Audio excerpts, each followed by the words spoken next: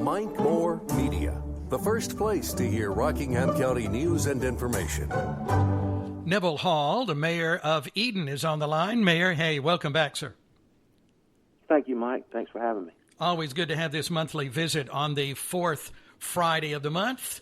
And we want to talk first. We've got big news in Eden, a new city manager coming soon. So tell us all about him. Yeah, his name is John Mendenhall. He's coming to us from Carolina Shores, which is a small community that most people would most likely associate with being the very close neighbor to Calabash, North Carolina. So it's kind of a beach community.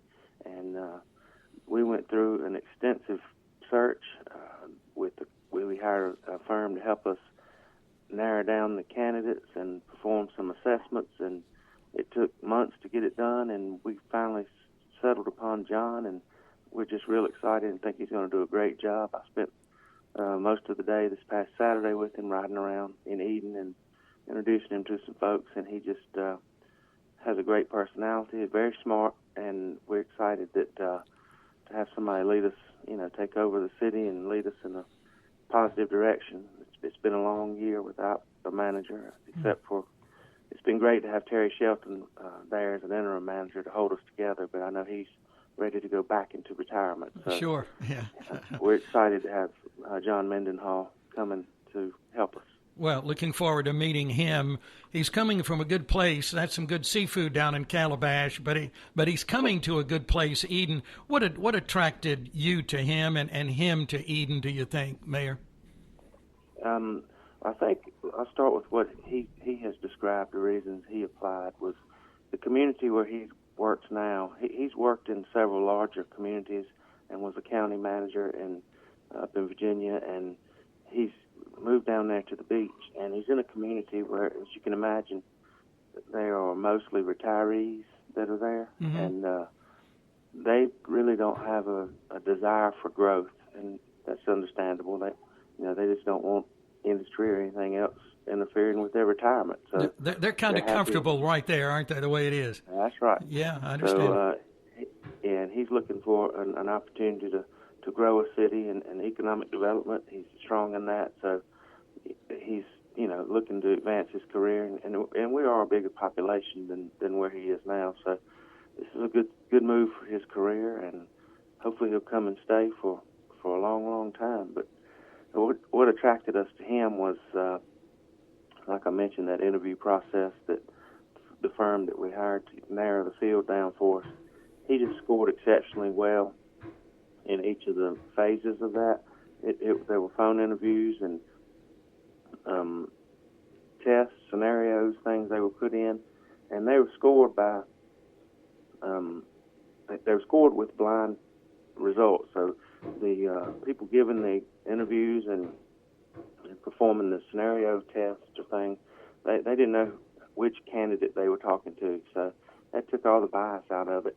And it just that group that performed the interviews and things were, former city managers, former county managers, and current county managers and city managers. So they were able to ask the right questions and put them in the right situation and see how they reacted, and they scored them on that.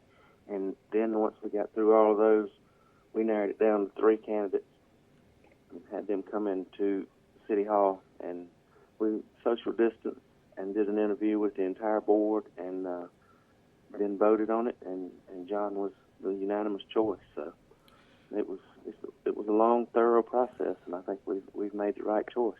Well, thorough sounds like the key word. I'm impressed just in the little bit you told us there about the whole process. It sounds like it really there was a lot involved in getting to the right person. Absolutely. Yeah. Okay. Well, hopefully I'll meet him soon, and he has an open invitation to stop by the studios here anytime. Well, I feel like he'll be more than willing to share some time with you, and because he's very positive and outgoing, and really excited. He's looking forward to coming to this community. I can tell already. And his first day will be, I'm going from memory here, is it August 17th? That's a great memory. That's the date. That's the begin date that we have contractually agreed to. the reason for that is he's working a 2-month notice at his current location, and I'm glad he is, because I would hope anybody would do that for us. Oh, yeah. But if they're able to find a replacement before then, we've told him the door's open and he's welcome to start as soon as he'd like to, but it'll be no later than August 17th. Mm-hmm. Wonderful. Per the contract. Yeah. Okay. John Mendenhall, new Eden City Manager. Congratulations to everyone involved in making that happen. Well, I'm looking back at my Eden City Council notes from a few weeks ago, and I see a quote here, and it must be from you, I believe, hold the line budget, or maybe Terry Shelton said that. Tell us where we are in that budget process, Mayor. Well, there's a whole lot of unknowns on the revenue side with the COVID situation. We have no idea what sales tax revenues, how they'll be affected for the past 3 to 6 months once we get through with this, we hope.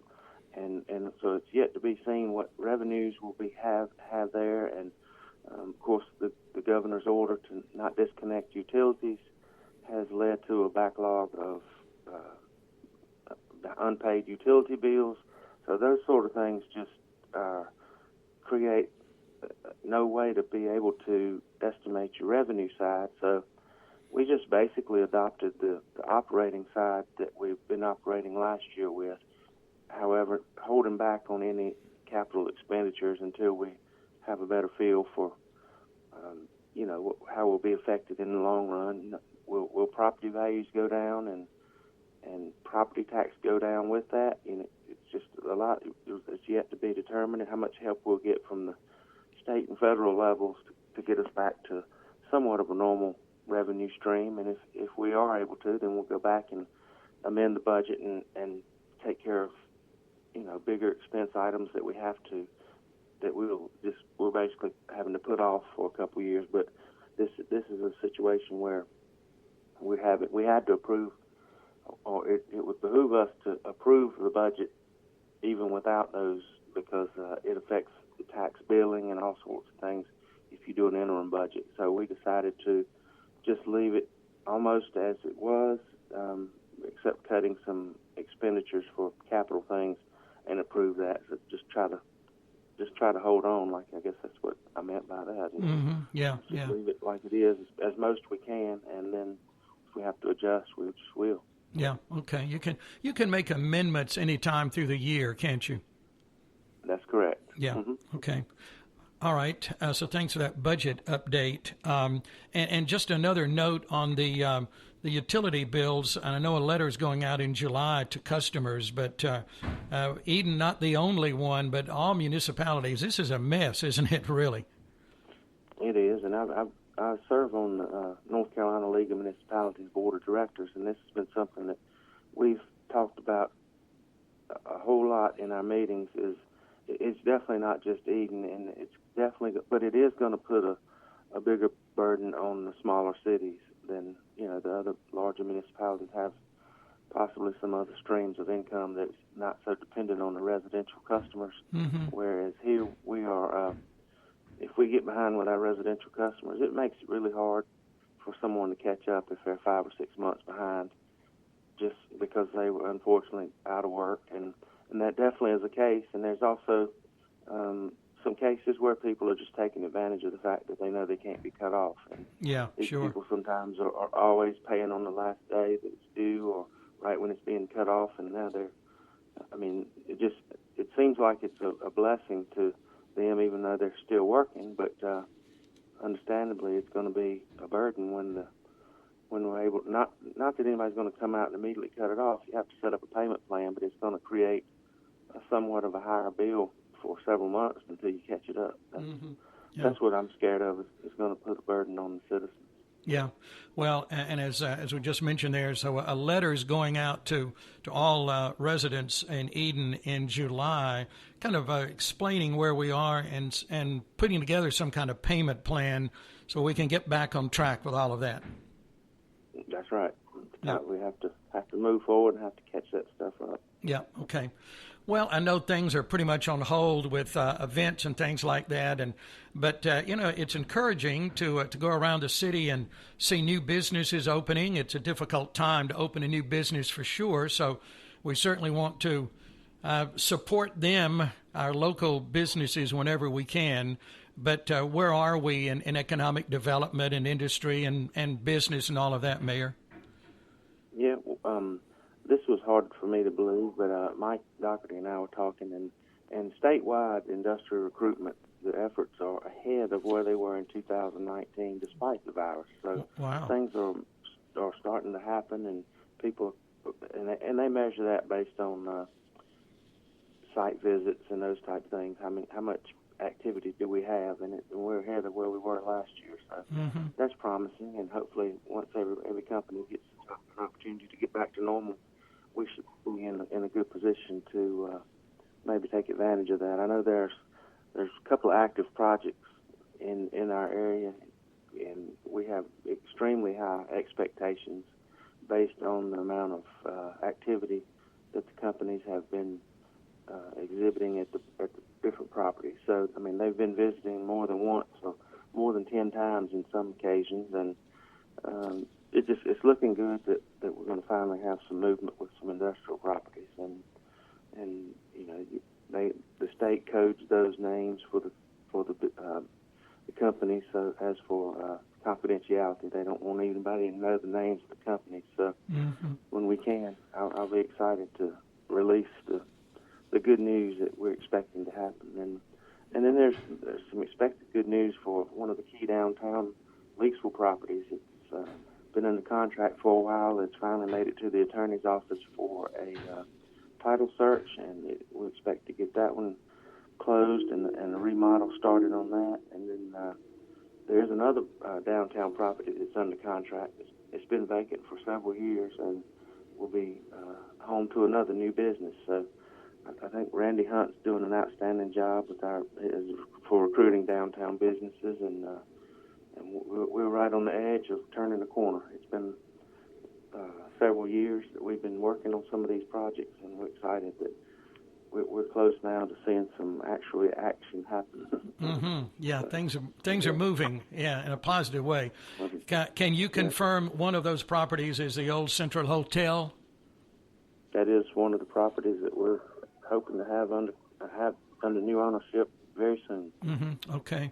And I'm encouraged when I hear you say something like some people have looked at some properties here up to as much as 10 times.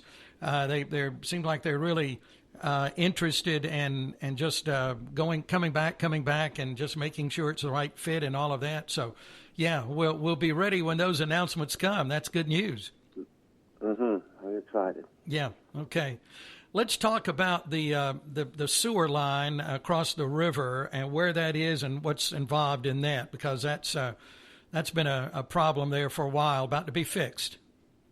Yeah, the damage occurred at the beginning of May when we had that large rain. That I don't know that it was a record fall for rain, but it was the first time since they built the Philpott Dam that water came over the top of the dam. So they were forced to release some water, and it was more than the Smith River could take. So the river got high pretty quick, and it washed some trees down. And we've had a sewer line attached to the bottom of the now abandoned train track trestle. I think they said it's been there 66 years, and some of the larger trees came and hit it and knocked a large section out. About 250 feet of sewer line that got knocked away. So we immediately started the process to put a temporary pump around it and rented some pumps and things so that customers could continue to have sewer. And then started trying to figure out a way to fix it, and have settled on a company that was the only one that we could find that has the ability to do this. They're coming out of Atlanta, Georgia, and they do it with air crane, which is a couple of helicopters that come in and put the pipe in place, and they work from underneath and put it together. I think it's going to be a pretty impressive process to watch it happen. So I mean, I know that it's a big job, and I'm not exactly sure they have to get some permits and things before they can start. But I've already had a couple of people ask me when it's going to be. They'd like to see that, and I'm sure people around town will be talking when their helicopters, low-flying helicopters, are around. So yeah. that's one thing to expect. We're going to be working